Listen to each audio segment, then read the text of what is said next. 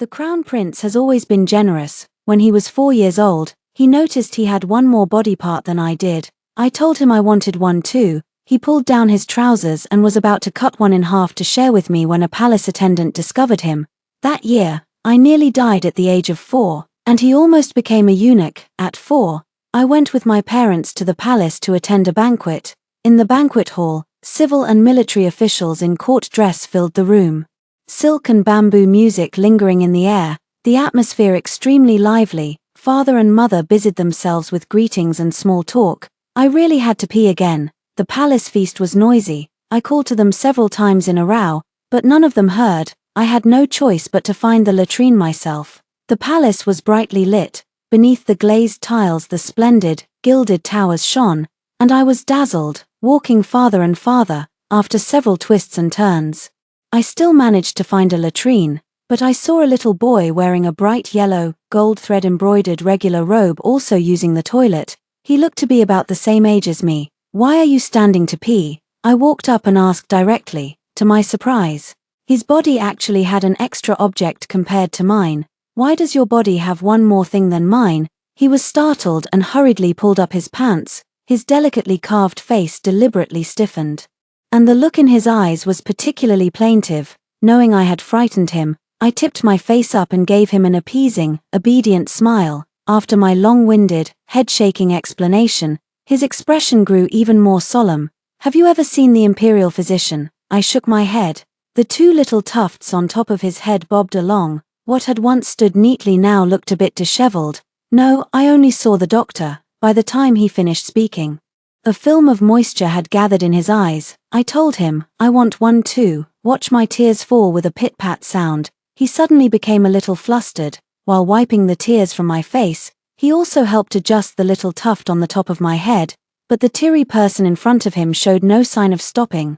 Suddenly, he helplessly took my hand and, very generously, said, "I'll go get scissors and cut it off, then give you half." Hearing him say that, my tears fell even more fiercely. This friend I had just met was astonishingly loyal. I nodded and wiped the tears from my face. "If I grow them back later, I'll give them right back to you." He lifted his hand again and carefully straightened the 2 little pigtails on my head. "Amham, okay, so don't cry anymore." The palace maid quickly fetched a pair of scissors, but just as he was about to cut, a group of palace maids stopped him in time. The surrounding maids and eunuchs fell to their knees in a dense mass. At that moment I still hadn't realized the gravity of the situation, until father and mother hurried over. My parents, who usually coddled me like the apple of their eyes, today gave me a solid whipping with bamboo and fried meat. My father, a civil official, clearly also had the makings of a military officer. My mother was even more of a heroine, not yielding to any man. I nearly died at the age of 4. Luckily that little boy stopped it, although he was about my age. He was very manly and took everything upon himself. It really is in hardship that true feelings are revealed. I really chose the right friend in him. Later, I learned that he was the Crown Prince. A life meant for the emperor almost became a eunuch. My parents, to protect the lives of our 9 clans, never dared let me attend any palace banquet again after that. They were afraid I would cause another catastrophe that could bring down the heavens, an imperial edict. The names of my 9 clans on the Book of Life and Death began to flicker again. The emperor's most trusted minister's children were allowed into the imperial study to learn. In reality it was to serve as companions for the princes and princesses. Parents repeatedly asked the eunuch who delivered the edict, "Is my name really on the list?" The answer they received, it also left them utterly disheartened. They could only tell me to study when I could. If I couldn't concentrate, then at least eat my fill. The study hall is not the academy. Entering the palace one must be cautious and guarded in speech. Do not babble or cause new trouble. Above all, stay away from the Crown Prince. I nodded repeatedly in agreement, then turned and asked, "What does the Crown Prince look like now?" I am now 7 years old. 3 years have passed. Of course I can't remember his face. Anyone wearing a bright yellow robe, or whose clothes are embroidered with a 4-clawed python pattern, must be the Crown Prince.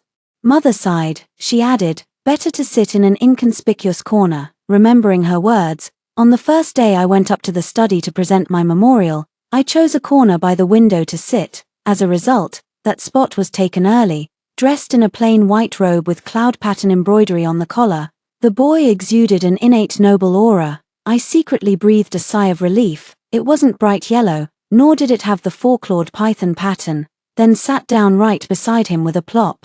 He didn't pay me any attention either. He kept reading the book in his hands. I glanced over and couldn't help muttering under my breath, deliberately taking up this prime spot. He's clearly not cut out for studying. What is he still pretending to be dead for?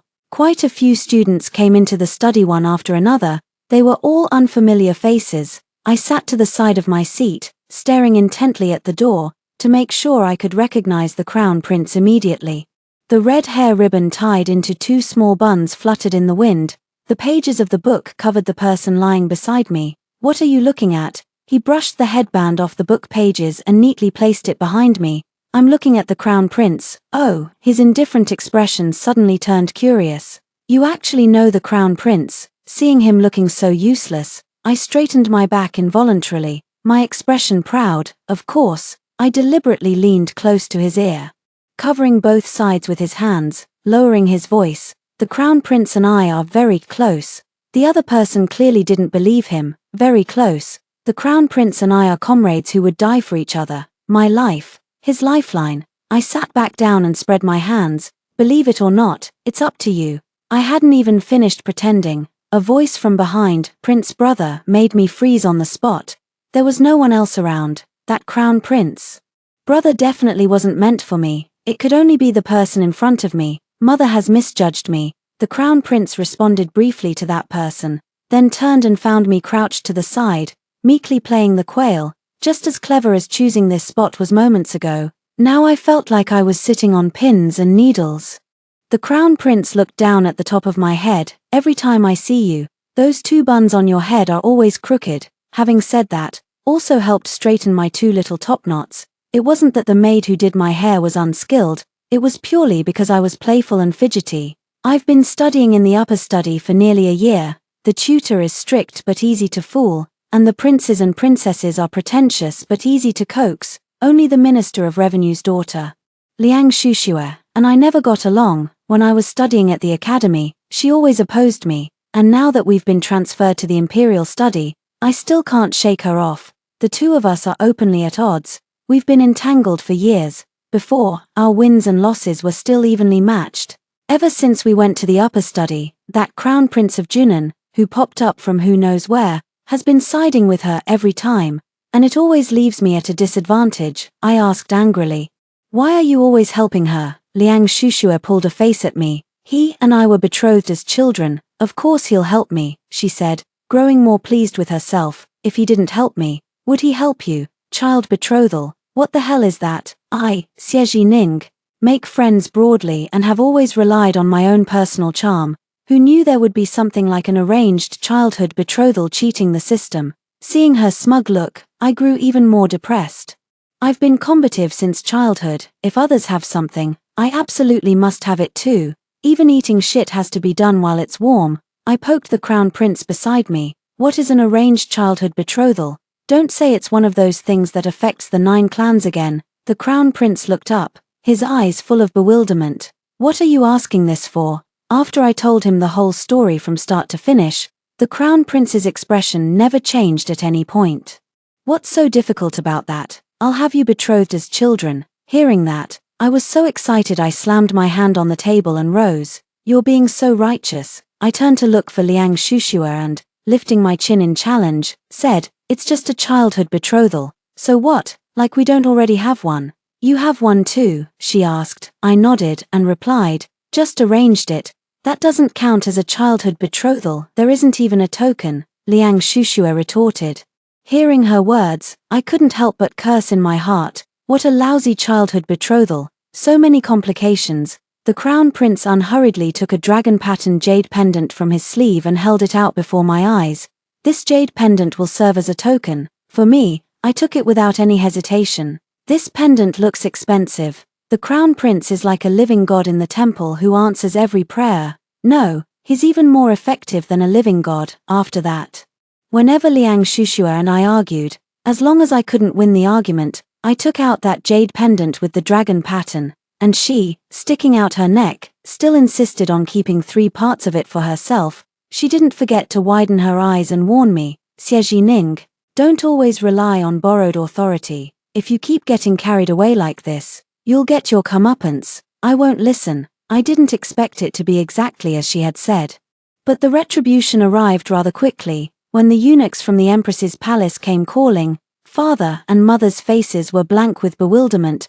They heard that Her Majesty the Empress would summon them to the palace to carefully discuss my betrothal to the Crown Prince. Father and Mother were even more directly frightened into a stupor. The palace also sent over a pile of fine goods, Fuguang brocade from Gaochang, a white sable cloak from Bolai, a milfacete glass mirror from the western regions, a pearl headdress from the South Sea, and seasonal rare fruits presented by the vassal states. I have never seen such wonderful things before. Who says this marriage was poorly arranged? This match is truly splendid. The father-in-law helped them to their stiffened feet and, in a high-pitched voice, congratulated them. An imperial edict personally requested by the Crown Prince.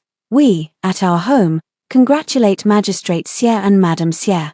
They both turned their eyes to look at me. I didn't hesitate at all. I took off running. Father and Mother chased after me with brooms. On Xuanwu Street by my front gate, I ran back and forth 3 whole times before they finally caught me. The most infuriating thing was that Liang Shushua's home was also on that street. After she heard the commotion, she even had her servants bring over a stool so she could sit and watch the whole thing while snacking. Her expression was pure schadenfreude. After Father and Mother grabbed me, they hauled me by the collar and threw me into the carriage along with the things sent from the palace. Xie Ning, you really are something. So many people at court have been eyeing the Crown Princess position, but you took it easily. How come I never knew you had this ability? Mother, who was always known for her dignity, completely ignored her usual image now. They seize on me and just start scolding. I silently curled my mouth and tried to shrink into the corner of the carriage. By the time their anger gradually subsided, it was replaced by glaring worry. They say the Forbidden City is a place that eats people and spits out no bones, where daily plays of treachery and deceit are performed, and my nature is simple, free, and straightforward, inevitably making me ill-suited to be an imperial consort. I sighed along with them. Although I didn't understand, I watched their faces full of worry. I couldn't shake the feeling that this was not a good thing. Until we reached the palace, I knelt on the ground with Father and Mother, listening to their repeated refusals. Every word spoke of being unfit for great responsibility. The Emperor and Empress, seeing this scene, also agreed to call off the engagement. However, those nice things should still be given to me as rewards. The Crown Prince's whole family are good people. Although my childhood engagement to the Crown Prince never came to be finalized, whenever I had conflicts with Liang Shushue or the heir of the Junnan Prince, he would always steadfastly stand by my side. The snow on the eaves of the study melted and fell again. The plum blossoms on the branches opened and withered once more. In a flash several years of springs and autumns passed. In the blink of an eye, in another half-year I will be having my coming-of-age ceremony. My handkerchief close friends all began to discuss marriage proposals, and yet not a single matchmaker came to my house. On ordinary days at all sorts of banquets, they carried the titles of the first beauty of Yangju and the capital's foremost talented woman. Was it deliberate, waiting just for this day? Should I get a title like that too? Opening the map, I saw that titles like the first beauty or first talented woman of each region had already been mostly taken. Marketing must start early. The Crown Prince, however, was unfazed and took a small sip of tea. You don't even have someone you love. Why are you rushing to arrange a marriage? Who says I don't? I retorted. The teacup in his hand fell to the ground. It shattered into pieces immediately. When did you come to your senses? Then feeling something off, he changed tack.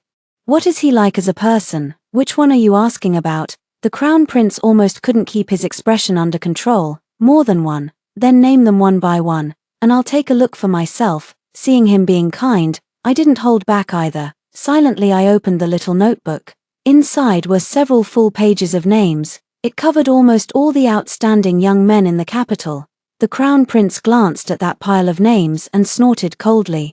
A hefty appetite. Aren't you afraid of being overeaten? I ignored him and continued to read off the dishes. No, name the person. The Taichung Temple minister's second son, just young and already passed the imperial examinations. His future is boundless. The family is upright and honest. They must not have much money. the Ministry of Work's Longzhong's only son. His maternal grandfather runs brocade businesses in Suzhou and Hangzhou, quite wealthy in the region. Scholar, peasant, artisan, merchant. Merchants are the lowest of the low. Cheng'an Marquis's heir. He only returned to the capital these past few months to assume his post. I hear this man has a face like a jade seal. He's nothing but a straw man propped up by ancestral ennoblement. I name one thing, and he denies another.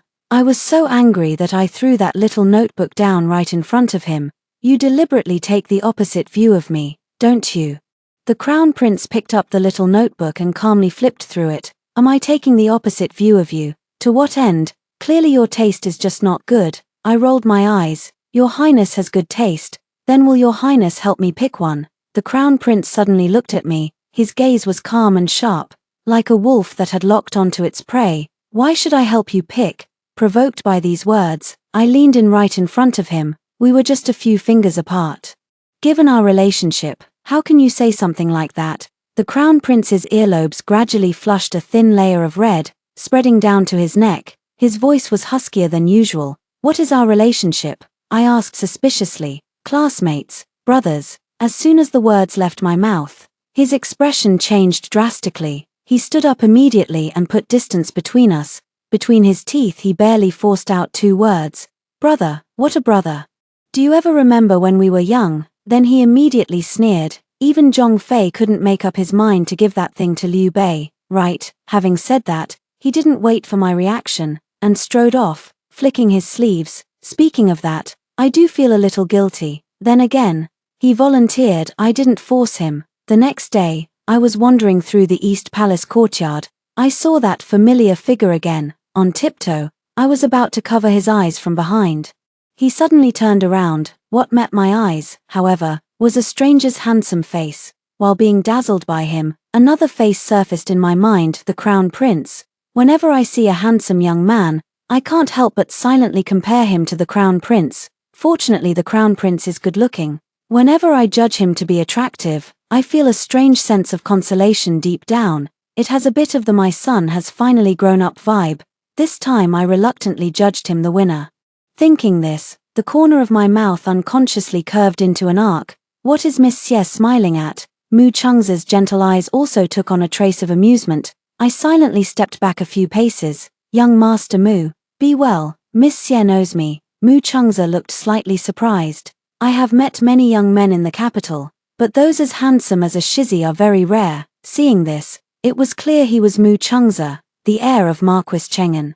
The rumors were true. His face was like carved jade. Mu Cheng's looks ranked at least in the top 3 in the capital. As for the capital's #1 beauty, it had to be His Highness the Crown Prince. After all, the playmate's looks, the childhood friend's reputation. He listened, pressed his lips and smiled. Mu. Thank you, miss, for the compliment. Suddenly, a low, cold voice carrying an extreme sense of danger came from not far away.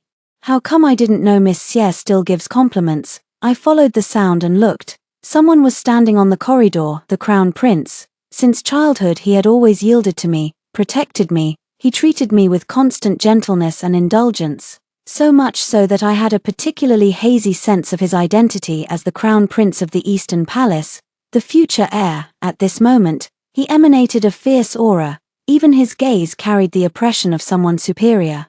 The Crown Prince used affairs as an excuse to send Mu Cheng's away. Sensing that the atmosphere was off, I also wanted to leave with Mu Cheng's, but my arm was firmly clamped by a force. I could only watch Mu Cheng's leave, until that figure completely vanished at the end of the colonnade. Is he really that good-looking? Everyone's gone, yet you're still staring. The Crown Prince's cold voice came from above. I murmured in protest. I'm not staring the whole time. Then tell me this.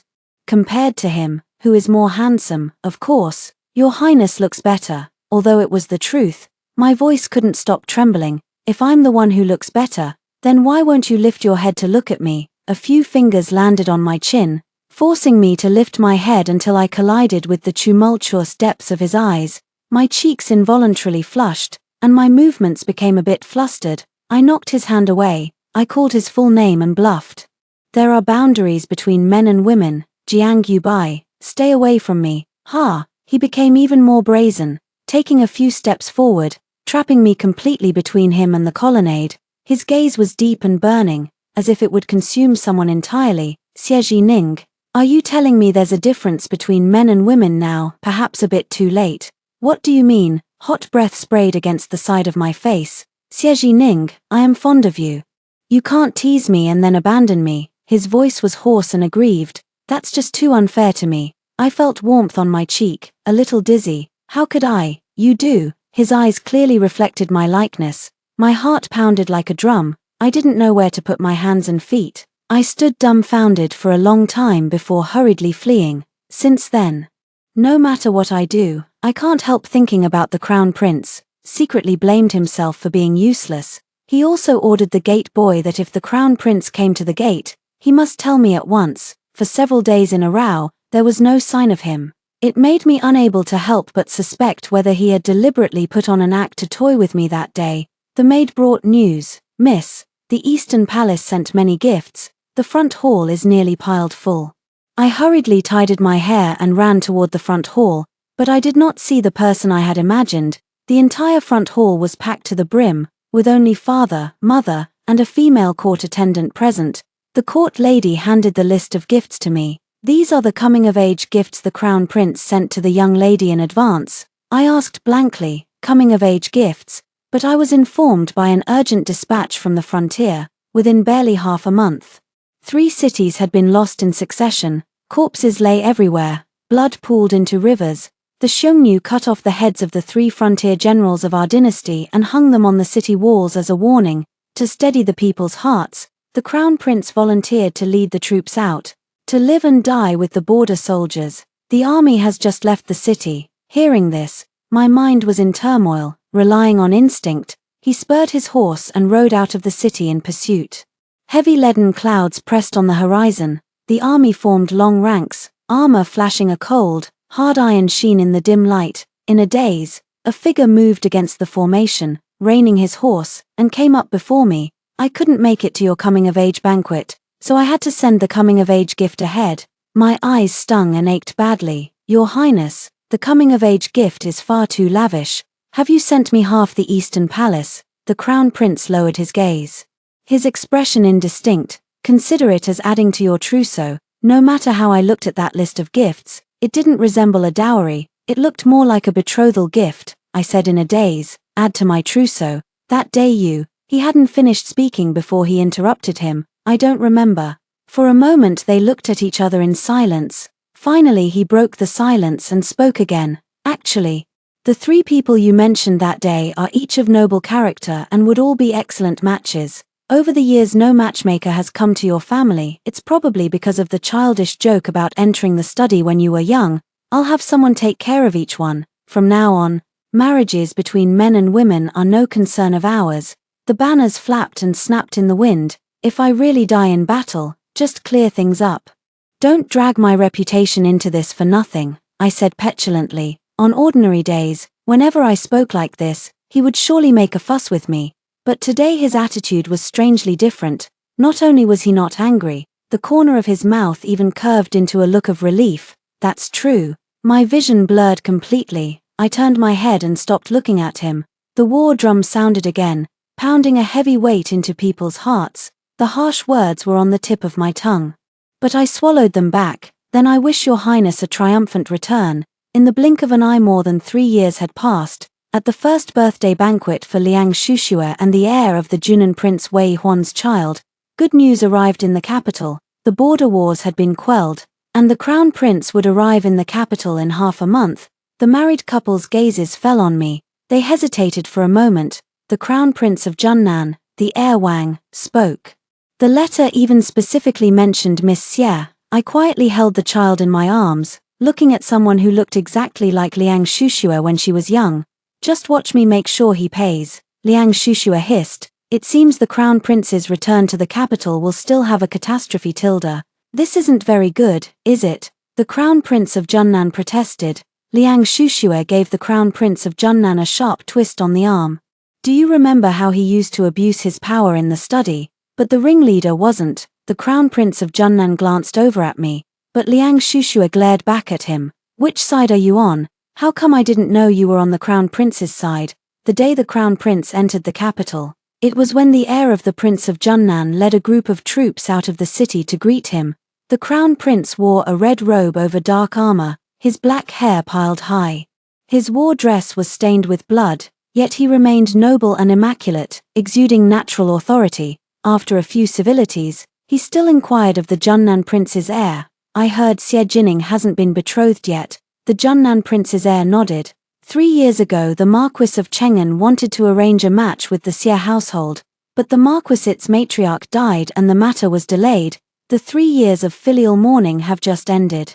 "And your highness has arrived in time for the wedding banquet." No sooner had he spoken than the Crown Prince glanced at him sinisterly. The fingers on the reins went white. The horse beneath him also stopped. Xie Jining wasted 3 years of his life for nothing. A wave of angry atmosphere spread.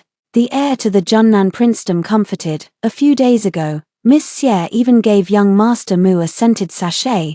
Their sentiments are between the two of them. We outsiders shouldn't interfere."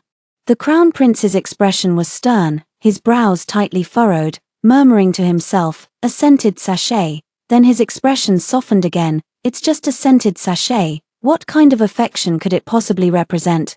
The Crown Prince had come to the Xie residence several times, only to be repeatedly rebuffed. "Actually, I was deliberately avoiding him. Either I would hold father in the study to discuss official matters, or I would accompany mother wandering in the courtyard. If no one in the residence was available to keep me company, I could spend an entire day drinking tea alone in the main hall, listen to the maidservants report. I'm not a stingy person either. The household's tea and water will be supplied in abundance. Do not neglect His Highness the Crown Prince." Not until I encountered that person again at the Junnan Prince's residence, 3 years without seeing him. The person before her had an increasingly defined profile, a dark red, form-fitting outfit outlined broad shoulders and a narrow waist, gold-trimmed edges making him exude noble bearing. He was clearly carefully dressed at a glance. I returned to the capital and heard of the news that the heir of the Junnan Prince, Lina, had his first birthday. Today I finally found the chance to come see the child. Liang Shushue carried the child as she passed by the Crown Prince. "His Highness thinks of me. I'm truly overwhelmed by the favor."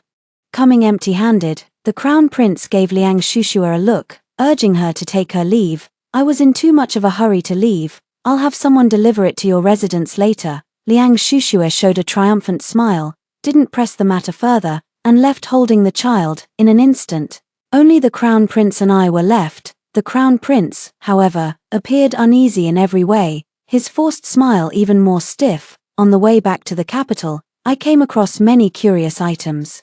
I bought them all because I wanted to give them to you. In the past, I would have accepted them all without hesitation. Now I feigned refusal. "The gifts your highness gives are precious. I'm afraid I won't be able to reciprocate," he replied very eagerly, strongly disagreeing with what I had said. "What's the point of talking about this between you and me? When did I ever expect you to reciprocate?" Seeing this, I no longer refused. "That too.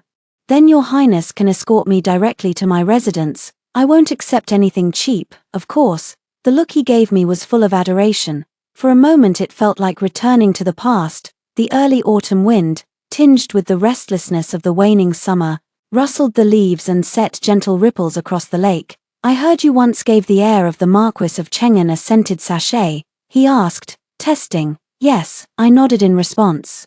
The Crown Prince paused in his movement for a moment, then, unwilling to let it go, he pressed, "Did you embroider it with your own hands? A few months ago my mother went to the temple. It happened to be pouring rain. The carriage wheel got stuck in the mud, and Mu Changze just happened to pass by and reached out to help. Since summer breeds many snakes and insects, I put some insect-repelling herbs into the sachet and gave it to him as a small token of thanks. As for the sachet, it was naturally obtained at the temple. Since he had misunderstood, I deliberately did not explain. The Crown Prince could no longer keep his expression, waving his hand in front of his face at mosquitoes that weren't there. The few red marks on his hand were also extremely conspicuous. But it didn't feel like a mosquito bite. I heard mosquitoes are pretty common in autumn, too. "Oh," I pretended to ponder, "should I give him another one then?" "That's not necessary."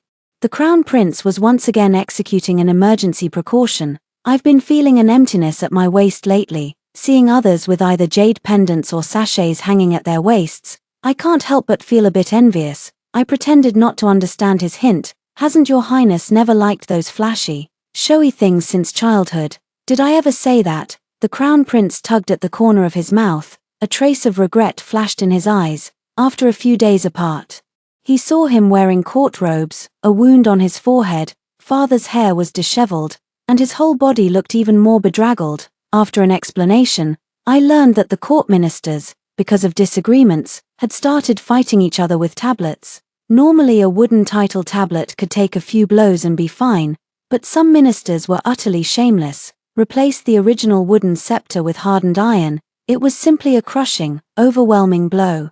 And the wound on the crown prince's forehead was caused by him being unintentionally hurt while protecting his father. I applied the medicinal wine poultice to his forehead. Thank you today, your highness, for protecting my father at court. My father served as an official for decades. He has always been upright and just. Hating evil like a foe, he has probably made quite a few political enemies. Minister Xie is a pillar of the state. It is only right that I do this. Then he cautiously began to speak again. You don't need to give Ling Dang a sachet as thanks. I didn't stop what I was doing and continued bandaging the wound. That's true. I grew up with your highness. We shouldn't bother with these formalities. I appreciate your highness's kindness, Tilda. She pressed her lips together, almost letting out a laugh. After a brief silence, the crown prince spoke weakly again. Actually, social niceties are still necessary. You said last time that your waist felt empty, but actually I've long had feelings. Hearing this, the crown prince suddenly looked up, staring into my eyes. His eyes blossomed with a hint of a smile, like the lake and mountains after a rain-cleared sky. How could I possibly feel at ease? I instinctively turned my head to look at him and met his slightly upturned eyes. I plan to go to the best jade shop in the capital and choose a fine jade pendant for your highness. Although the crown prince still wore a smile, the amusement in his eyes grew increasingly faint. He lowered his head and slowly closed his eyes. He sighed softly. Your highness, you don't like it. I do. The voice was as faint as a mosquito. I pretended to be innocent and asked, then why did your highness sigh? My wound hurts. After speaking, one hand acted as if to press his forehead. The wound had already been completely bandaged by me. The gauze wrapped around his head several times. He reached out and felt the wrong spot. I reached in to help him adjust. Your highness, the wound is on the right. Thank you. His gaze at me grew even more plaintive. It hasn't been quiet for even a few days yet. Then he said again that he would take me to see a play. I meant to refuse, but the crown prince, uncharacteristically, wore a grave expression and was very firm. After the carriage twisted and turned several times, it was not headed toward the theater. Where are you taking me? I asked curiously. You will know soon enough. The crown prince did not answer directly, but the carriage drove toward an even more remote area. They stopped at a courtyard. The crown prince dismounted first. I followed behind him. The main gate of the courtyard before us stood partly open, and we could vaguely make out the scene inside. A woman stood there, slight and willow-thin. Her plain, loose clothing made her seem even more frail, as if a gust of wind could scatter her, evoking pity. Who is this woman? I asked in a low voice. Could she be the crown prince's concubine? Just like the novels say, a victorious general returning from battle always brings a woman back. The storybook did not lie to me. I stared blankly at the person in front of me, tears welling up in my eyes. Seeing my tears, he instantly panicked, his speech stumbling. Ma, eBay, a concubine. He kept talking as he stepped forward to wipe away my tears. I shoved his hand away. Don't touch me, Jiang Yubai. You're perfectly fine. The noise outside was too loud, disturbing the people in the courtyard. Unexpectedly, two people came out. One was the woman from earlier, and the other was a familiar face, Mu Chengze. Mu Chengze calmed the woman and let her enter the courtyard first. I hesitated before speaking. Our relationship is not sordid. I ask both of you not to read too much into it. Hearing Mu Chengze's words, I roughly pieced the situation together. So when the crown prince said perhaps a concubine, it wasn't mine, but Mu Chengze's. The spinning tears were once again held back. Inwardly I breathed a quiet sigh of relief that I had merely shrugged the crown prince's hand off instead of slapping him across the face. I nodded in affirmation. Of course I trust the heir apparent. But the crown prince laughed with heavy sarcasm. Having known his habits since childhood, I knew what foul words would follow. I reached out and covered his mouth. Let's pretend today's events never happened between the Crown Prince and me, I said, then turned to Mu Changza. I hurriedly pulled the Crown Prince away. After getting into the carriage, the Crown Prince, however, spoke in a fury. Xie Ning, you can tolerate this. You've always wanted everything since you were young. Back then you even wanted that thing of mine. And now you won't even fight for this bit of pride, just swallow it like that with your eyes wide open. Changed your nature, as bland as a chrysanthemum, not competing or grabbing. Seeing him continue speaking, the carriage was speeding into the bustling market. I had just agreed not to tell Mu Changza, afraid that someone with ill intent might hear. I hurriedly covered his mouth again. Didn't he just explain? It's not the kind of relationship we're thinking, don't say any more. But he simply pulled me closer into him. The carriage was already cramped. Now that we were pressed together, it looked as if I were sitting in his arms. Xie Ning, you can even tolerate him, so why can't you forgive me? He glanced sideways at me, his eyes rimmed with a faint red. I have no relationship with him, nor any intention to discuss betrothal again, so there is no question of enduring or yielding. At the time, Marquis Chengen did indeed intend to arrange a match.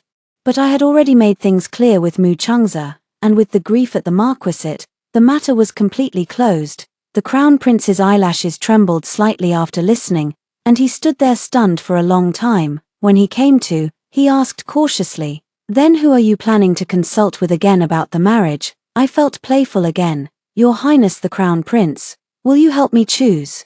Before you set out on the campaign you told me that those 3 young men have noble characters and are all good matches. I had no idea your Highness had taken an interest in matchmaking. I trust your Highness's judgment. You certainly won't be wrong." The Crown Prince leaned his face close to mine. "Me, by your previous standards, power, wealth, and looks, no one is more suitable than I." Seeing that my expression didn't change at all, he kept adding more, continually upping the stakes. "And given the lifespans of the few who stand in for the king, I won't live long either. When that time comes and you become the Empress Dowager, you'll be the most powerful person in the realm. When I die, you'll still be able to summon Xiao Benben and the others all into the palace." Xie Ning, this is already my greatest concession. Seeing that I still didn't answer, he looped his hand around my waist, his head constantly nuzzling my neck, playing the rogue. "A Ning. Why don't you say something, Tilda? No, you have a bad memory. What if I forget what I said again? Tomorrow who will I go to make my case?" His head was buried in my neck, and he said dully, "Aining, my memory has gotten better now." "No, it won't. Since then, whenever he had time he would cling to me persistently. That day, however, he arrived empty-handed. By the time he spurred his horse and reached outside the city, he saw me and Liang Shushue, along with a group of people, setting up a porridge stall and distributing bowls to the beggars and refugees around us. The Crown Prince stepped forward and took the porridge ladle. "I heard that for the past 3 years you've eaten only vegetables every day and distributed porridge every month. Why is that?" I paused in my movements, looked into his eyes, and said, "Because I want to pray for one person's safety. Wishes only come true if made through an exchange. All prayers are exchanges, one for one. The more precious the thing sought, the greater the stakes required in the exchange. In these 3 years, I have not only eaten vegetarian every day and handed out porridge each month, and run schools to aid displaced people, but I even considered offering up my life in prayer, afraid the deities would think I wasn't sincere enough." A tear fell onto the back of my hand. His tear. I quietly pulled him a little farther away from the porridge pot. "Don't get my porridge dirty." The person in front of me moved along with me. His voice carried a faint tremor. "It was my oversight 3 years ago. If I had properly said goodbye to you and let you wait for my triumphant return, you wouldn't be so worried." I took a deep breath, forcing back the ache in my chest. A smile tugged at the corner of my mouth. "Actually, it's not all for you. Over these 3 years I've earned a stack of good reputations. Causing the noble ladies in the capital to follow suit, I've been unrivaled in the spotlight.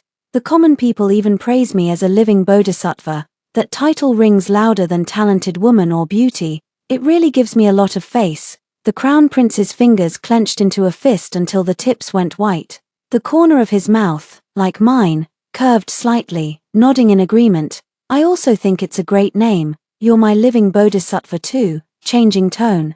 "If I can't get your consent, I'll petition Father Emperor to issue an edict directly to grant the marriage.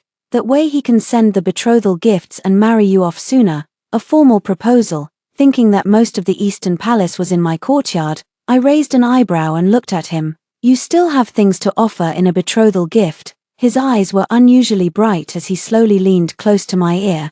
The Emperor and Empress also have private treasuries. I'll move them all to you.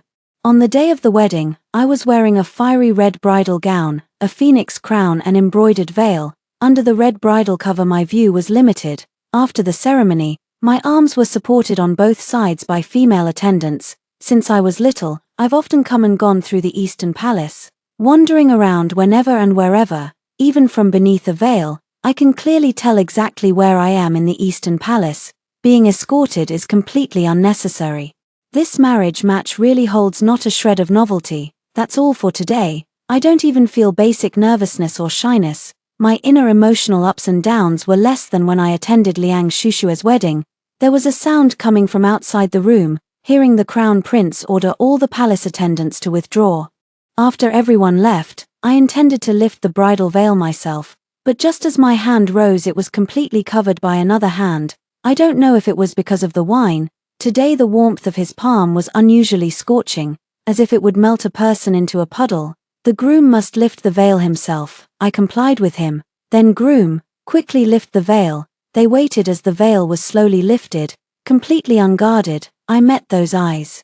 And the desire churning in their depths grew stronger and stronger, making the air around us sizzle with heat. I had never seen him so aggressive. Aining is so beautiful, even more beautiful than in my dreams. I looked up instantly, curious. You dreamed about me. The Crown Prince deftly helped me remove the hair ornament atop my head. Hearing my words, he paused for the briefest moment. I have dreamed of you many times, but most of the time you were very pitiable. Why? Did someone bully me?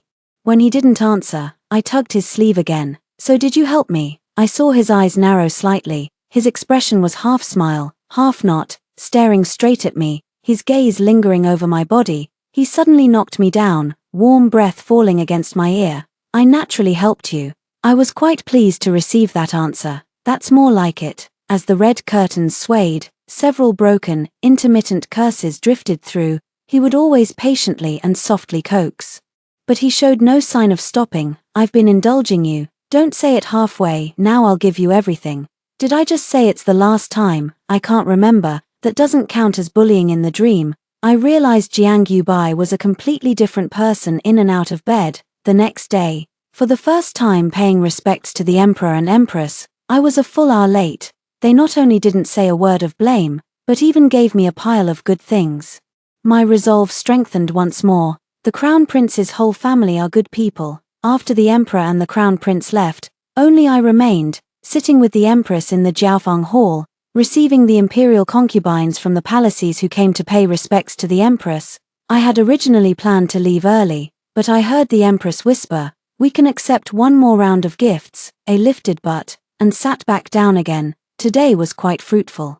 I even witnessed the palace intrigue I had long heard about. No matter what the concubines said, the Empress always sat regally in the phoenix seat, deflecting them with a few words and sending them away, calmly taking the upper hand. The Empress is truly formidable. I sat at her side, staring at the ornate jeweled phoenix hairpin at her temple, wondering whether she was born this formidable or became so later. If she became formidable, did the process hurt terribly? When we returned to the Eastern Palace, the Crown Prince soon noticed that my mood was off. Which blind concubine of His Majesty offended you? I only shook my head. There are so many people in the Emperor's harem. Mother. She hadn't finished speaking when the Crown Prince cut her off decisively. I won't. I stared at him in a daze, then immediately looked away. He followed my gaze. You don't believe me. After last night, you have no reputation with me. I alone have no reputation in bed. Nonsense. You have none on the sofa either. Then I alone have no reputation at night. That sentence was rendered void the next day. Until Jiang Yubai ascended the throne, no one ever came to call me sister or younger sister. Although several ministers of the previous court were dissatisfied, he handled matters so decisively and cleanly that there was simply no chance for the news to reach my ears.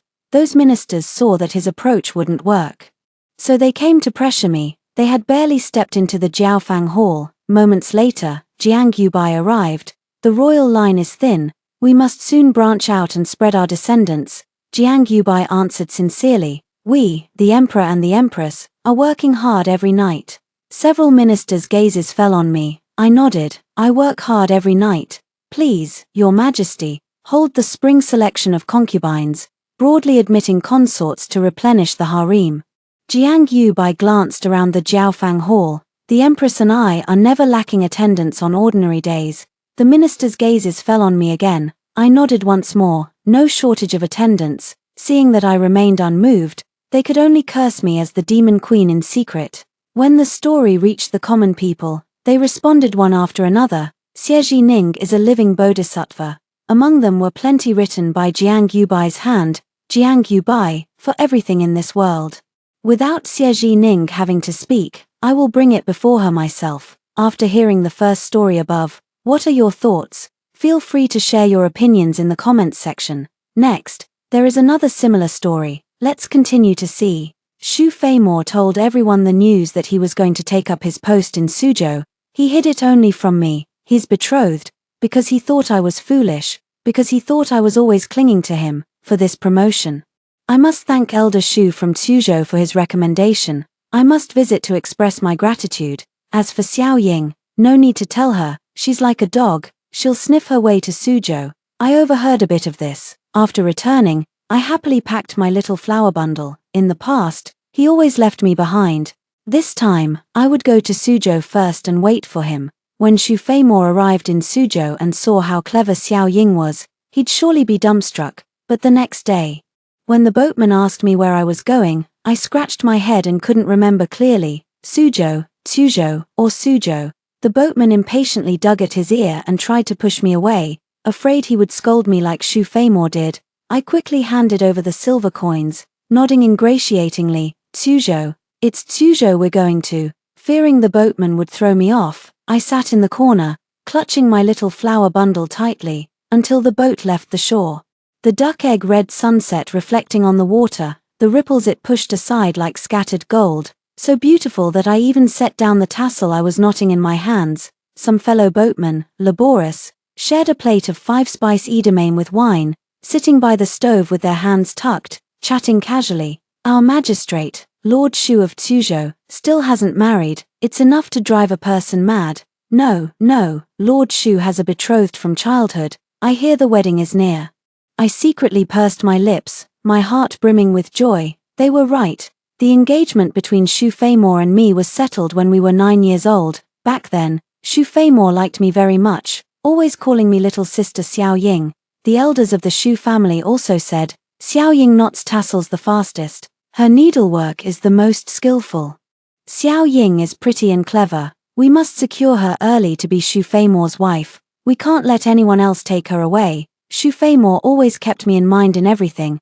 The prettiest kite was given to me first to fly. When the first green plum in the yard ripened, he plucked it and gave it to me to eat first. So even that bowl of poisoned sweet soup, I drank it first for him. Actually, I don't really remember what that soup tasted like anymore.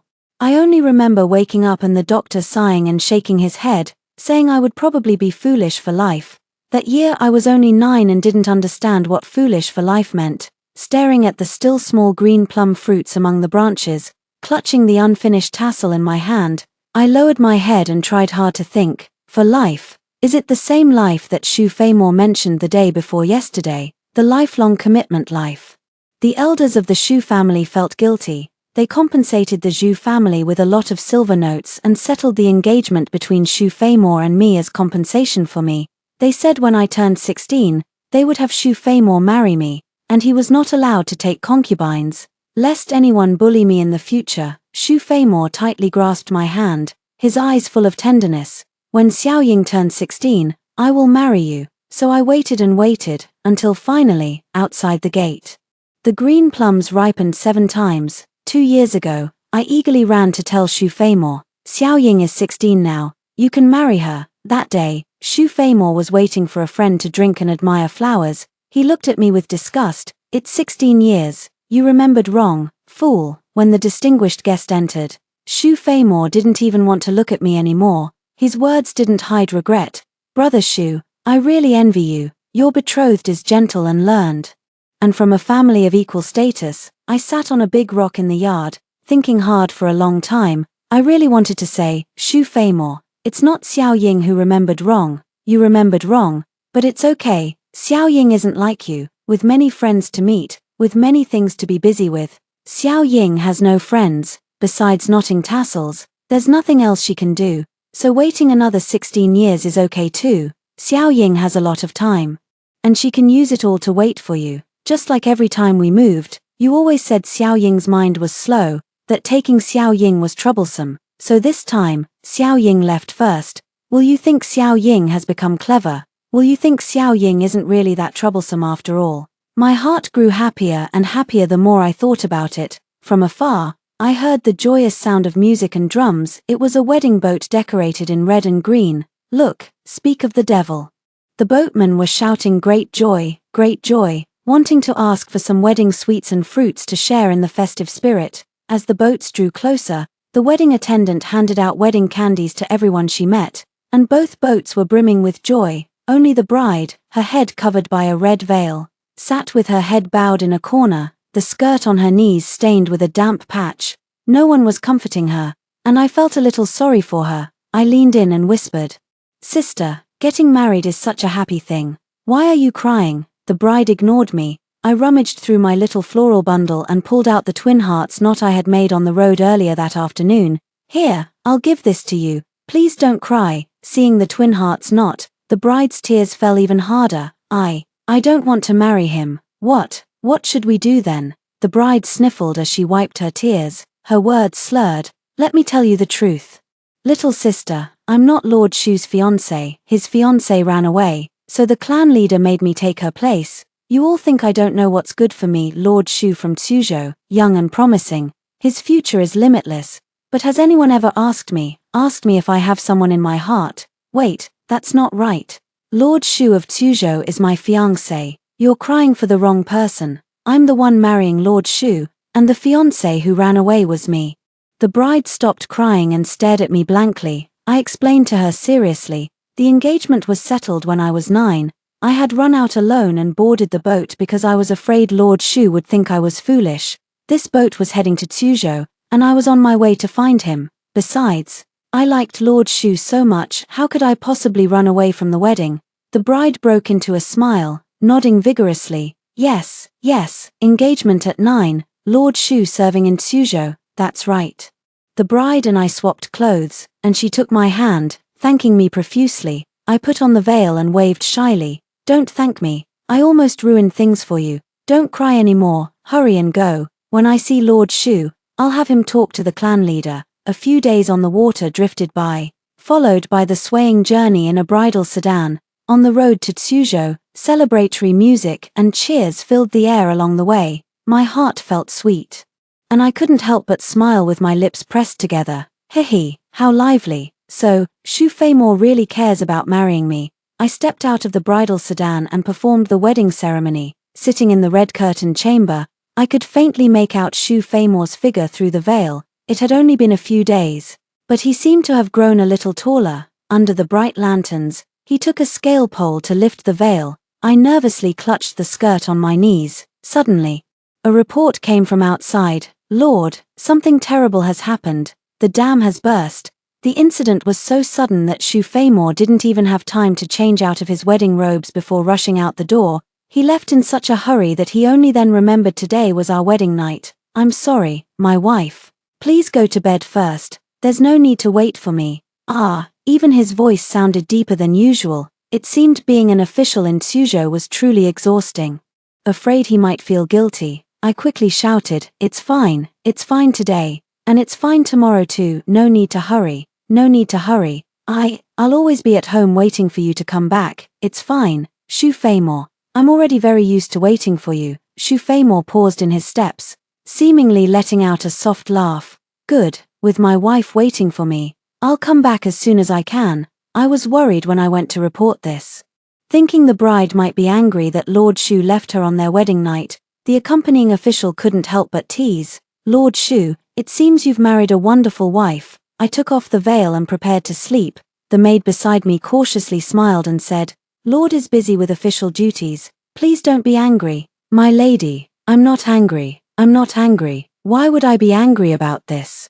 I waved my hand. If the dam breaks, many people will drown. That would be truly terrible. Shu Feimore did not return late at night. Only his attendant sent word after midnight, asking the lady to pack some clothes and send them over in the morning. When I opened the chest, I realized that in just a few days, Shu Feimore's clothes had become noticeably older, and some were even torn without repair, having slept for unknown days on the road and listened to the sound of music and drums all the way.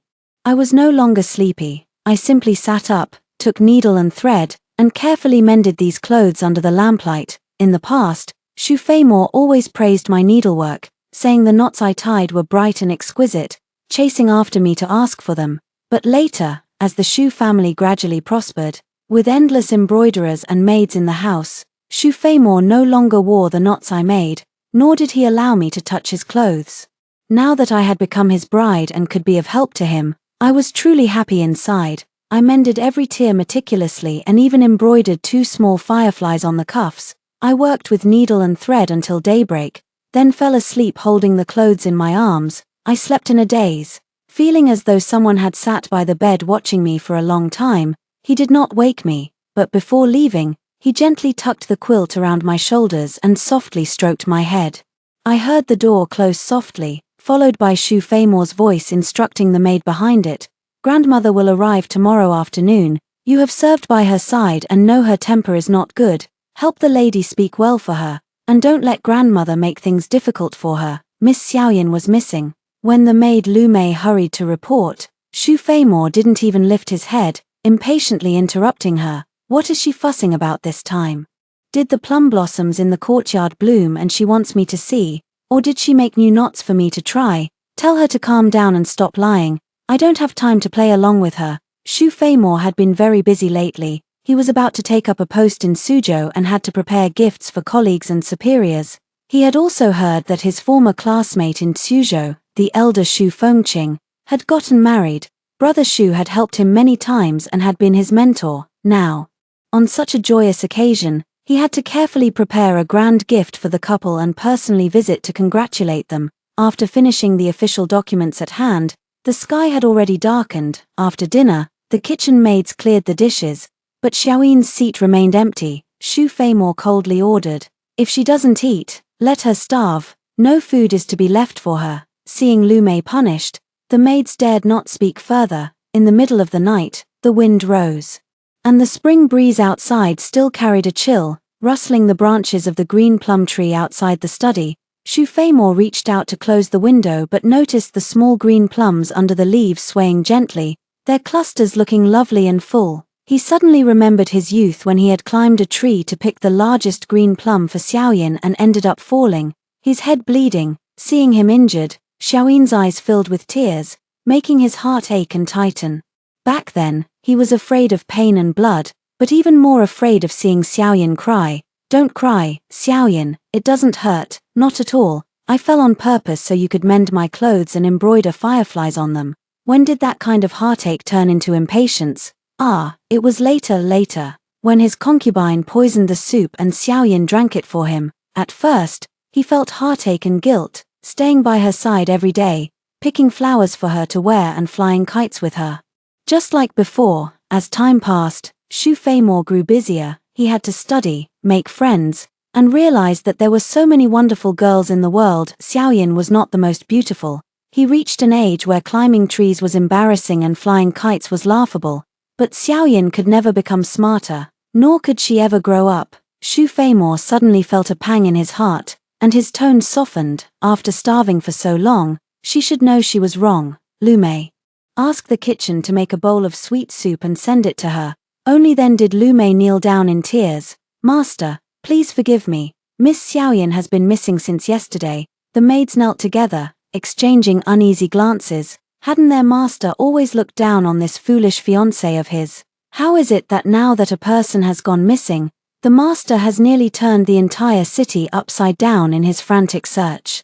A servant who prides himself on being clever guessed that the master's grand, showy search was just for appearances, to avoid giving people something to criticize. "Master, This is something beyond our control. We've done all we can. The Zhu family has more than one daughter, there's not just Miss Xiaoying. Right now, your career is flourishing. They wouldn't blame you. In fact, they'd probably be eager to exchange her for a cleverer daughter. The servant knelt on the ground.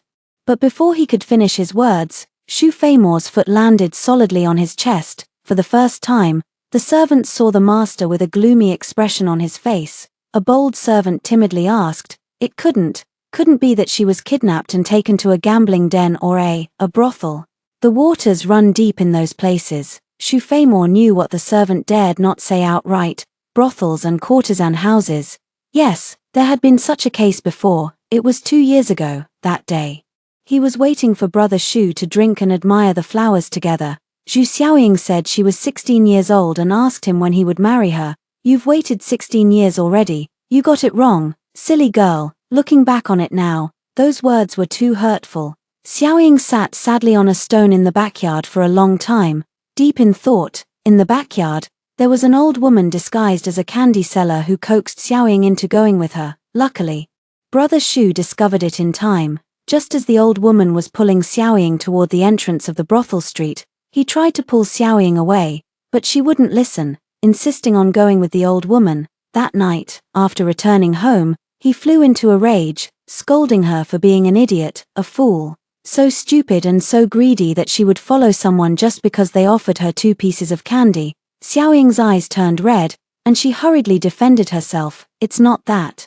It's not because I was greedy. The granny said she had a medicine to make me clever, that's why I went with her." She lowered her head, wiping away her tears repeatedly, but they just wouldn't stop. Xiaoying just wanted to become clever. During the days Xiaoying was missing, Xu Feimore often dreamed of her. He dreamed of asking her for a double heart knot, promising to spend a lifetime together. The sad, lonely figure sitting on the stone in the backyard, and that tear-streaked face.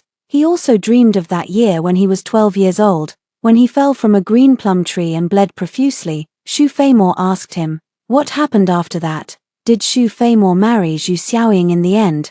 What are your children's names? Do they look more like you or more like her?"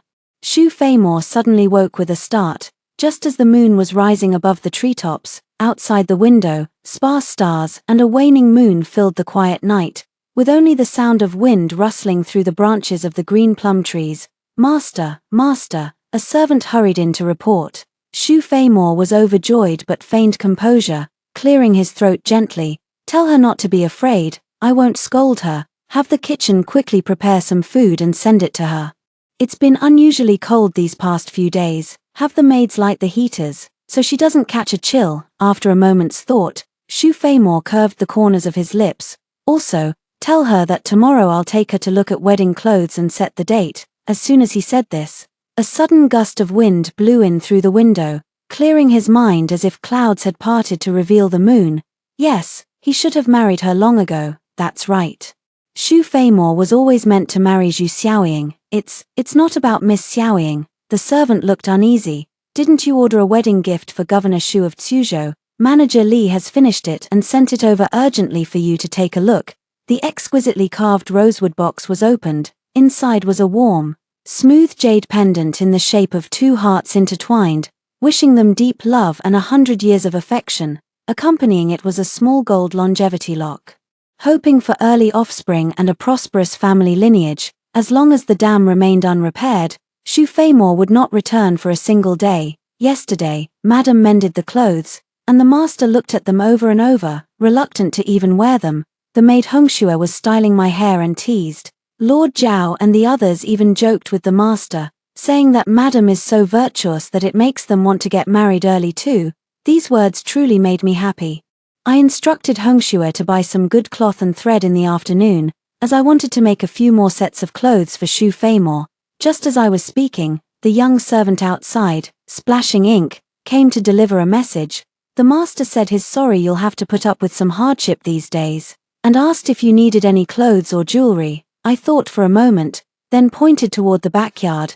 No need for clothes or jewelry that would cost so much money. The backyard is so bare, it'd be nice if we could plant a green plum tree. I also remembered the swing that Xu Feimore had angrily chopped down before. Cautiously, I opened my mouth, and, if it's possible, I'd also like a swing. I'll just sit on it, it won't be too noisy. It's fine if it's not possible. I was just asking. But Shu Feimore had become so much kinder after our marriage. By afternoon, people came to plant the tree and set up the swing, sitting by the window cutting cloth. I suddenly heard a commotion outside. You've only just become the proper wife, and you're already putting on airs, demanding fine silk the day after you arrive. Tomorrow, will you be wearing gold and silver? Back when the engagement was settled, you looked down on our young master for being from a humble family. Now that he's made something of himself, you're all too eager to marry in. I put down my needlework and leaned out to look. Hongxue was supporting an elderly lady, wearing a strained smile as she tried to mediate. Madam, the young mistress isn't like that. She asked for those fabrics and threads. Hongxue, shut your mouth. As soon as the old lady spoke, Hongxue fell silent, not daring to say another word. I guess this must be Shu Feimore's grandmother. She had always been recuperating on the estate before, so I'd never met her, but I knew she was a very kind person. She would give Shu Feimore large New Year's money, and even I received a share. That money was enough for me to buy everything from sugar figurines on New Year's Day to lanterns during the Lantern Festival. She would stand up for me, urging the elders of the Shu family to finalize the marriage arrangements between Shu Feimore and me as soon as possible. Grandma had been so good to Little Firefly. Little Firefly had always wanted to thank her. Grandma, I quickly set aside my work and warmly went to take her arm, but she shook me off. Don't pull that trick with me. That might work on my grandson, but not on an old woman like me. Grandma turned her head away in disgust and slowly sat down by the window. She looked around, her gaze falling on the half-cut cloth in my hands. You've only been here a day, and you're already thinking about wearing fine clothes and jewelry. Yes. I nodded cheerfully. Not just fine clothes, I also want to make pretty knotwork ornaments to wear. Yes. I was thinking about making fine clothes for Shu Feimore and crafting elegant knotwork ornaments for him to wear. Hearing this, Grandma angrily slammed her teacup down on the table and pointed at me. I'll make a set for you too. I eagerly unfolded the cloth. But Grandma, your clothes will have to wait a bit. After I finish this piece for Lord Shu, I'll make yours right away. Grandma froze, looking somewhat awkward. These clothes are for my grandson, not for you. I nodded. Ahem.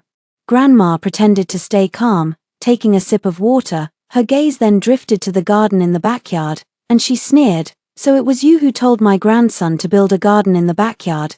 Do you have any idea how much money it costs to build a garden? Wasting resources and causing harm to the people. Soon enough, the censors will submit a report against him. I was the one who asked for a swing. Just a swing. Yes, I nodded, quickly trying to curry favor. Grandma, do you like swinging? Little Firefly can push you. Little Firefly can push you really fast. It seemed Grandma didn't like swinging, because she fell silent. Not a fan of swinging. What about catching butterflies, kicking shuttlecocks, or climbing the plum tree? If that's not okay, Grandma, how about you push Little Firefly instead? Then Little Firefly can catch butterflies and pick fruit for you. Hongxue lowered her head deeply, but I could see her struggling to hold back laughter.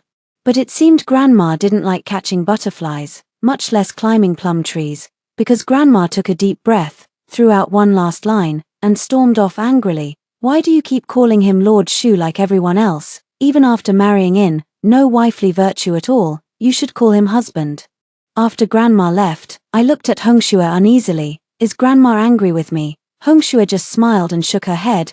The mistress is both skilled and virtuous. Even the old lady can't find fault with her. At that, I finally felt relieved and went back to my work. Once the door was shut, the maid by the doorway, Luyan, hesitantly asked Hongxue, wasn't it said that the mistress was a famously talented lady in these parts? I can't help but think our mistress seems not quite right in the head. It's hard to put my finger on it. It's not like she lacks a dowry, but look, she won't even wear her jewelry, and she doesn't seem to have the money for good fabric for her clothes. Hongxue's expression turned cold. Is it our place to talk about our masters? Besides, you know the old lady's temper. Isn't the mistress pretending to be foolish to handle it?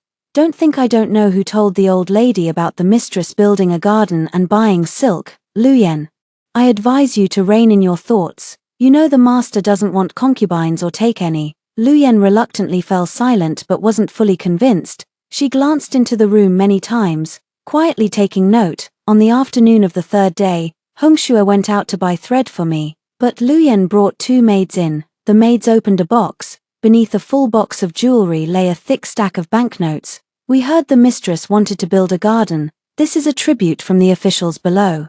But there's a small favor to ask of the mistress. Please say a few words to Lord Shu. Usually, Shu Feimore wouldn't let me into his study, much less allow me to speak with officials or attendants. He said I was foolish and would only ruin his plans. But now, as his wife, naturally, it was different. I hurriedly nodded. What's the matter? Does my husband know about it? Seeing me nod, Luyan slightly curved the corners of her lips. Small matter, small matter. It's just a foolish woman trying to accuse her husband of attempted murder. The maid fawned and laughed. That foolish woman didn't even die, just got her voice poisoned. Besides, she's weak and powerless, can't cause any waves. The mistress is a clever person. Take this. Does accepting this make one clever? Staring at that thick stack of banknotes, I thought it could buy a lot of gold thread and good silk. Shu Fengqing had been too busy to return home for days. Initially worried that his grandmother wouldn't like Xiao Ying, but according to the servants, his grandmother was quite pleased with Xiao Ying, though she complained when sending messages. On the first day, as soon as his grandmother got off the boat, she scolded, "I've long disliked the Kui family for being snobbish. You should divorce her immediately." By the 4th day, he heard that his wife went to his grandmother's room every day, pestering her to talk. "Your wife is like a sparrow, chirping endlessly. It's so noisy I don't want to deal with her." On the 5th day, his grandmother's message came quite late, but her hands are clever. By the 6th day, suddenly no message came. When Shu Fengqing sent someone to ask, his grandmother said, "What's between us women is none of your business." A grown man always prying. Shu Fengqing smiled helplessly, finally relieved. Lately, he'd been busy repairing embankments and settling disaster victims. And he hadn't found time to open the letter his old classmate Shu Feimore sent a month ago. Today, he finally opened it during a meal break and was just reading where Shu Feimore asked him if Brother Fengqing were forced to marry a woman he didn't love, foolish and dull, yet bound by a childhood betrothal that couldn't be broken, what would Brother Fengqing do? Before he could think carefully about how to reply, the curtain was suddenly lifted. The newcomer, covered in dust, was none other than his old friend Shu Feimore. Perfect timing. "I haven't figured out how to reply yet." Shu Fengqing smiled. "You truly are a new official taking office," looking much busier and more haggard. Shu Feimore couldn't explain that his haggardness came from nearly going mad searching for Xiao Ying these past few days. "Samo, look, he's still unmarried after all. Doesn't even realize his sleeve is torn," aware of the bond between the two. Samo astutely brought Shu Fengqing a change of clothes. "These clothes were made by my wife. Treat them carefully and remember to have them washed and returned by someone." Shu Feimore took the clothes, about to tease him for being stingy, when he suddenly noticed the letter in Shu Fengqing's hand. "Don't read that letter, it's all foolish talk." Shu Feimore waved his hand, pulled a redwood box from his robes and set it on the table. He smiled bitterly. "This gift isn't anything valuable, just a piece of jade and a gold lock. It's a token for your wedding and madam's, bought with my own official salary. Please don't take issue with me, brother. It's embarrassing to say, but I don't even know how to respond." Thinking of his wedding night, and his wife who had fallen asleep holding his clothes, Shu Fengqing couldn't help a smile tugging at his lips. "Like you, I was betrothed as a child, and I had my worries too. But after she entered my household, I'll be honest, I truly regretted it." "Regretted what?" "Regretted being so stubborn about waiting for the wedding date. Regretted not bringing her home sooner." "You rascal." Shu Feimore punched Shu Fengqing's shoulder with a touch of sourness. "You're lucky. I've heard all about it on the way, how you left your bride on your wedding night, and how kind she was not to make a scene. She even mended your clothes and sent them with you overnight. You have no idea how envious I was listening to that. Since my business is nearly done, you should at least come to my place for a warm drink and say hello to my wife before you leave." Shu Feimore couldn't refuse. The willow-lined dike was veiled in soft green mist, the spring light gentle and warm, though the breeze carried a hint of chill that sharpened the senses. The two stopped at a tavern for a jug of winter-brewed wine, just as they had in their carefree youth. Before reaching the main hall, they heard the sound of young women laughing and playing in the rear courtyard, clear as a oriole's song, bringing an involuntary smile. Shu Fengqing laughed. My bride's a bit playful, still childish at heart. Please excuse it." Though he said to excuse her, his eyes brimmed with fondness. Passing through the covered corridor, they caught a glimpse from afar, a figure in a bright yellow dress beneath the swing, like a cluster of fresh winter jasmine. Catching the eye instantly, the laughter and silhouette reminded Xu Fei more of Xiao Ying. She too used to play in the rear courtyard with her maids, swinging or flying kites, but whenever guests heard and asked, he felt embarrassed, so he ordered Xiao Ying's swing removed, and the maids who played with her were docked half a month's wages. After that, things quieted down considerably. No more play, no maids daring to speak with Xiao Ying. The Xu household became as silent as he wished. Without playmates, Xiao Ying rarely laughed anymore. Most days, she'd sit on a rock all day long, watching the fish in the water and the geese in the sky, but winter would freeze the lake, and the geese would fly south. When there was nothing left to watch, she'd still sit there. No one knew or cared what she was looking at or thinking. Hearing that laughter now, Xu Feimore's heart clenched. Aching too much for words, "It's all right." Once Xiao Ying was found, he'd build her an even better swing, find a new batch of obedient, gentle maids to play with her. He'd cherish her just as brother Fengqing cherished his wife, never holding her back. In the main hall, Hongxue looked somewhat troubled. "I've already relayed the message, but the madam says she's busy and has no time to receive guests." "What is she busy with?" "The madam is busy, weaving grass rabbits. She says she'll make one for you too." "Well, tell her not to trouble herself, but for my rabbit, the ears should be a bit bigger." Xu Fengqing nodded seriously, taking a long swig of winter wine. Xu Feimore felt a pang in his heart. "Brother Fengqing, your bond with your wife is truly something to envy." Xu Fengqing thought of Xu Feimore's fiancée. He had glimpsed her once, 2 years ago, while having tea at the Xu residence. He saw a frail figure sitting on a large rock in the courtyard. She wore a faded, grayish-green dress and sat motionless, staring at the fish in the water. Flowers drifted onto her clothes and hair, but she made no move to brush them away. It was early spring, still chilly. Sitting on a rock like that would surely leave her frozen. But Xu Fengqing didn't know who she was, and she was a lady of the household. He couldn't simply approach and ask. She kept her head bowed, likely weighed down by some sorrow. Many maids and servant women passed by, yet not a single one stopped to comfort her. Later, over wine and flower viewing, Xu Fengqing casually brought up the subject, and Xu Feimore said with embarrassment that it was his foolish fiancée, making brother Fengqing laugh at the situation. There was nothing funny about it. Xu Fengqing only felt that the girl was pitiful and felt a little sad for her. After leaving the Xu household, he saw that figure in pea-green clothes once again on the road. Foolishly following the old woman toward the brothel, he actually didn't know much about women's clothing and accessories, but for some reason, he recognized her at a glance among the crowd. After telling Xu Feimore, fearing it might embarrass his friend, he made an excuse and hastily took his leave. Calling it a single encounter might be a bit of a stretch. It was more like he had only seen her back twice. When he thought of her, Xu Fengqing couldn't help feeling a pang of pity and decided to plead on behalf of the poor girl. "Since you admire it, why not settle down early and marry her?" Before departing, Xu Feimore lifted the curtain of the carriage and said bitterly, "I wish I could, but things change, brother Fengqing. I deeply regret not listening to you 2 years ago and marrying her sooner." Just as the carriage was about to set off, he faintly heard a sweet, tender voice calling husband from within the Xu family courtyard. That voice tugged at Xu Feimore's heart. He could almost imagine it must be a delicate woman doted on by her husband. In the thin clothes and stockings of spring, she leaped lightly from the swing, filled with joy as she threw herself into brother Fengqing's arms, playfully asking if the little rabbit she had woven was pretty.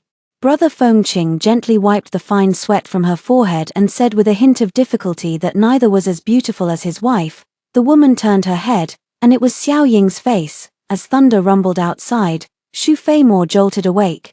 The carriage driver said they were nearing the post station, and it looked like rain was coming. He shook his head with a bitter smile, thinking he must be exhausted to have such a dream.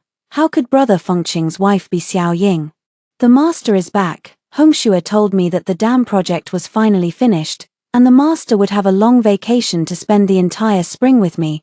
Overjoyed, I jumped down from the swing as soon as I saw him return and excitedly threw myself into his arms. Shu Feimore caught me in his embrace and gently patted my head. Just as I was about to take out the little rabbit to ask him if it was pretty, I froze in confusion. Whose husband, who are you, outside?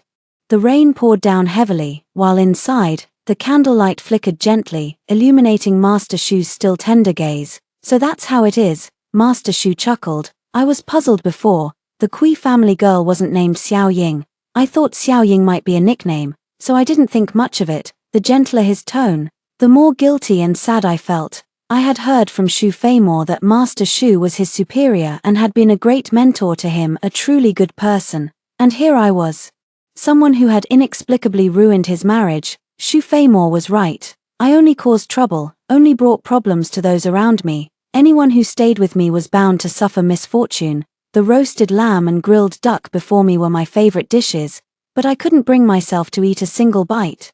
Holding a bowl of plain rice, I was so overwhelmed with guilt that tears nearly fell. Master, please don't blame Shu Feimore. It's all Xiao Ying's foolishness. Xiao Ying didn't do anything wrong. Xiao Ying made a mistake because she saw that girl crying too sadly. Right, Master Shu placed a piece of roasted lamb in my bowl. I never intended to marry the Kui family girl, and she didn't want to marry me either. Xiao Ying helped two people at once. I wished he would scold me, or at least starve me a little, punish me by not letting me eat.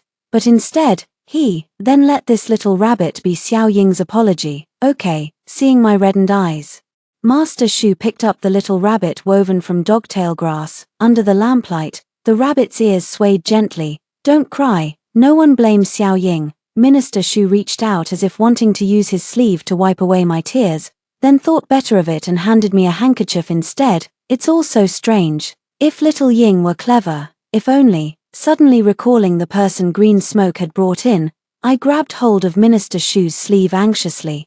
Little Ying has done another wrong thing. I told Minister Shu about how I'd returned the gifts. I'm so sorry. All that money, lost again because of little Ying. After hearing how green smoke had led that servant woman in, and how the woman kept insisting that Minister Shu knew about it, his expression turned cold for an instant. Thinking he was angry with me, I lowered my voice even further. They said taking the money would make someone clever. Being a fool is so hard. Little Ying really wants to be clever, but it's all right. Little Ying is used to being a fool. Still, what about that lady? How hurt she must have felt. For a moment, Minister Shu was stunned. The look in his eyes was full of pity and emotion, so much like the 12-year-old Shu Feimore. I wanted to beg for leniency for her, but Minister Shu gently stopped me. Little Ying isn't wrong, not at all. Cautiously, I glanced at his expression, seeing that he was still smiling. I felt a bit relieved. It had only been half a month since our marriage, yet it seemed all the necessary matters between husband and wife had been addressed. Then, from now on, little Ying is no longer Shu Fengqing's wife, but Shu Feimore's betrothed. As I looked at him, Minister Shu hesitated for a long time before speaking. Then I'll write a letter and have someone deliver it to Brother Shu. He'll scold me. A moment of silence passed. Then Shu Fengqing's gaze seemed to flinch, as if scalded by the candlelight. For some reason, my heart ached, too. Thoughts of staying were tangled like messy yarn in a basket, yet I couldn't find any clear reason to stay. Fortunately, a sudden clap of thunder roared outside, and heavy rain began to pour down. It was as though heaven was merciful, giving an excuse to those who didn't want to leave and those who didn't know how to ask them to stay. Minister Shu seized upon this lifeline. The rain is heavy today. What if the letter gets soaked? I'll write it tomorrow. Tomorrow, I nodded hurriedly. Yes, if the messenger gets drenched in the rain, they might get sick, too. Suddenly, Ink Sprinkler rushed in to deliver a letter, having overheard halfway. Master, have you forgotten? We have excellent oiled paper, sealed with wax. Even if you toss it in the river for 3 days, it won't rot. And we have fine rain gear. Silence. Minister Shu was terrible at lying. He turned away, embarrassed. For some reason, my heart filled with indescribable joy and excitement. Outside, the storm raged as darkness fell. Inside, the candlelight burned quietly. Madam, leave the window slightly open. If the wind gusts in, you'll have a headache again. Shu Fengqing was drafting official documents. In his letters to grandmother, he always referred to me as Madam. So today, when he called me Madam, he didn't even look up, as naturally as if we had been married for many years. Outside, The heavy rain poured down, I couldn't bear to close the window completely, and the damp air kept drifting in. I was afraid that if I didn't keep watching, the rain might stop. Perhaps it was my fault for falling asleep in the early hours of the morning, but the next day turned out to be clear and cloudless, with even the wind feeling warm against my face. Yet neither Xu Fengqing nor I mentioned the letter that was supposed to be written once the rain stopped, when he took me out. He even brought an umbrella. Maybe it'll rain again, let's wait another 3 days. Yes, maybe it'll rain again. Seeing that Minister Xu and I were about to leave, even grandmother's maidservant quietly slipped me a pouch of small silver coins for spending money. She also reminded Minister Xu to keep a close eye on Madam, saying that grandmother mentioned Madam was innocent and easily sweet-talked, lest someone trick her away with just 2 pieces of candy. Everyone here treated me so kindly. Anyone who bullied little Ying would be chased away. Minister Xu would say little Ying was kind-hearted, and grandmother would praise little Ying's gentle nature and skillful hands. No one here saw little Ying as a fool. The spring sunshine was lovely, and the carriage rocked gently along. I lifted the curtain, watching as we moved farther and farther from the Xu residence. A feeling of sadness began to stir within me. Whose husband? Where are we going today? I tugged uneasily at his sleeve, afraid he might send me back. Lord Xu reached out to fasten my cloak, his eyes brimming with tenderness. We're going to find little Ying's smart medicine. The clinic was filled with the faint fragrance of herbs. Worried, I watched the white-browed old man's brow furrow tighter and tighter, like an unyielding knot. It's fine if it can't be cured. Afraid to trouble the old man, I quickly waved my hands. Little Ying is used to it. Are you her husband? The white-browed old man glared at Lord Xu. This poison has been in her system for over 10 years. Why didn't you bring your wife sooner? What kind of husband are you? Lord Xu promptly took the blame. It was my negligence. Can her illness? It's not that it can't be cured, but it's been delayed too long. The treatment will just be more troublesome. How many doctors has your wife seen before? How many medicines has she taken? How did it get to this point? I slowly lowered my head. None. I hadn't seen many doctors, nor had I taken much medicine. That year when I was 9, after the Xu family doctor said little Ying would be a fool for life, the Xu family gave father some money, and Xu Feimor said he would marry me someday. After that, no one, ever again, cared about little Ying's illness. The doctors said to come to the clinic for acupuncture every day, take this medicine 3 times a day, and teach little Ying to speak and do things more often. Little Ying will slowly become smarter. How wonderful. Little Ying is going to get smarter. Grandma would be happy for little Ying too. On the way home, the sky was ablaze with red clouds, like an endless fire burning across the horizon. I once heard that beautiful sunsets mean it's a good day for a long journey. The sunset light fell on Lord Xu's face, making me shed tears for no reason. Why should I cry when everything is fine? I should be happy instead. Happy for this beautiful sunset. Happy for finding the smart medicine. Happy that my illness, it turns out, isn't so hard to cure. Why are you crying? Is the medicine too bitter, or were the needles too painful? Lord Xu paused slightly, even sounding a bit uncertain. Or does little Ying want to go back? The evening breeze rustled the willow trees by the lake, rippling the water's surface again. I stopped walking, looked up at Xu Fengqing, and my heart felt as if I'd swallowed bitter medicine and been pricked by needles, sour and aching. From yesterday till today, little Ying has been thinking, why must the sky clear? Why are you so good to little Ying? Why isn't little Ying your wife? Why isn't the one little Ying pledged her life to you? Why is it that the better he treats me, the more my tears fall? Xu Fengqing was stunned for a moment, then bent down gently to wipe away my tears, tucking the stray hairs behind my ear.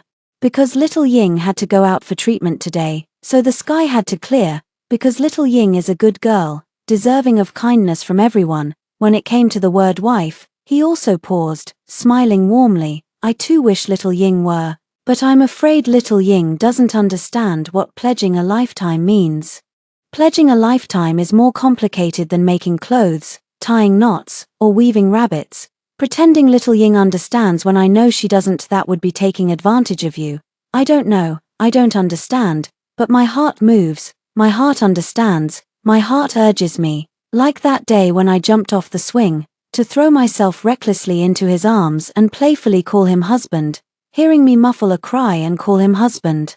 Shu Fengqing stiffened but instinctively shielded me, afraid the evening wind would chill me. Not far away, hoofbeats clattered, as if someone had rushed day and night without rest. I heard a hoarse voice behind me, unable to hide its jealousy and anger. Zhu Xiaoying, what did you call him? I turned around. The man reined in his horse and dismounted. It was Xu Feimore. He looked haggard and exhausted, as if he had traveled a great distance. In his hand, he clutched tightly the clothes I made for Lord Shu, his face paler than death. On those clothes, 2 fireflies were embroidered. Zhu Xiaoying, I've been looking for you for half a month, haven't even slept well once. And you're here. Xu Feimore looked at Xu Fengqing, suppressing his anger as he reached out to me. Come here. I hid behind Xu Fengqing, unwilling to spare him another glance. Xiaoying is a fool. You can't blame her for this. Xu Feimore quickly calmed down. Thinking that with my mind, I wouldn't be capable of eating from one bowl while eyeing another. But Brother Fengqing, I think you must explain to me why my fiancé is here with you. Before Xu Fengqing could explain, I spoke up first. It has nothing to do with my husband, it's me, Zhu Xiaoying, who refuses to be your fiancé anymore. Hearing me call Xu Fengqing husband, Xu Feimore looked utterly incredulous. Xiaoying, haven't you always wanted to marry me? He said, in half a month. You can't even befriend a cat or a dog, and now you're determined to leave with him. Yes, in half a month, you can't even befriend a cat or a dog, but this half a month was enough for Xiaoying to understand 2 things, I said, staring directly at him. Swinging on a swing doesn't earn me scolding. And Xiaoying's illness can be cured. At the mention of the swing and my illness, Xu Feimore froze. You said you were very worried about Xiaoying, but when you see me, you still call me a fool again and again. I didn't want to cry so much, but my tears wouldn't obey. Just like in the past, when you called Xiaoying a fool, an idiot. Xiaoying didn't not understand, didn't not feel sad. Xiaoying understood every word, but what could she do even if she understood? Even if she felt sad, Xiaoying still had to forgive you, because Xiaoying had nowhere else to go. Xu Feimore was stunned, hesitating as he apologized. I was wrong. I shouldn't have called you that, but you shouldn't have run off to someone else's house either. He didn't know, he knew nothing at all. That day, when I went out alone, I was actually very afraid that people would see I was a fool, afraid they'd find me as troublesome as you did, but no one paid me any mind, and no one gave me a hard time. Someone even praised the knotting I made and gave me an extra handful of wedding candies. When I stuffed the candies into my small flower-patterned bundle, Xiaoying even smugly thought, so I'm not that troublesome after all. Xiaoying wanted to go to Suzhou to wait for you, but I got on the wrong boat. I was afraid the boatman would scold me as foolish as you did, so I didn't dare ask more carefully. The reason I ended up in the wrong bridal sedan was that I saw the bride crying so sadly, and no one asked her why. I felt so sorry for her. Seeing her, I thought of myself. Back at the Shu family, when I sat on a stone crying, how I wished someone would ask Xiaoying what she was thinking, why she was crying. But no one did, not once. Xiaoying, I already regret it, but if you think of me, if the fool were me, could you really be good to me for the rest of your life? Xu Feimore challenged me. Would you really? I would. I suddenly burst into tears. I would find smart medicine for you. I would make lots of knots to sell for money. Xiaoying would stay with you. Always and forever. Seeing my tear-streaked face, Xu Feimore froze. His eyes even reddened as he pleaded, trying to take my hand. I'll build you a swing when we go back. I'll never scold you for being noisy again. Let's go back and get married. I'll take you to see a doctor too, find the best physician. Didn't Xiaoying promise to marry me when she was 9? You drank that bowl of sweet soup for me. I wiped away my tears forcefully and shook my head.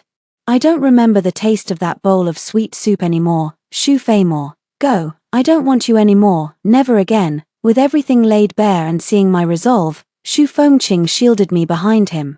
Brother Xu, when a treasure is abandoned in the marketplace, naturally someone will pick it up and cherish it. Blame yourself for failing to recognize its worth. As for your engagement to my wife, you may take it to court or make a scene as you please, but having known me for years, you should be aware of my flaw of protecting my own, just as I defended you everywhere in officialdom back then, so I protect Xiaoying now. This year passed swiftly. Xiaoying had learned many characters and made quite a few friends. White-browed grandpa said that Xu Fengqing taught well. and that Xiao Ying only needed to take the bitter medicine for another half a year before her illness would be completely cured, so my marriage with Xu Fengqing was set for the 3rd year. On the beginning of spring, most of the wedding gifts sent to Xu Fengqing were returned. Only 3 remained. He said they were specifically meant for me. 2 were from the Kui family's young lady, and 1 was from Xu Feimor. I thought the box contained the engagement letter we had sealed when I was 9, but instead, it held a letter. The letter spoke of many things from the past, every word filled with regret and a sense of debt, lamenting what was done and not done. Those old matters no longer stirred waves in my eyes or heart when brought up now.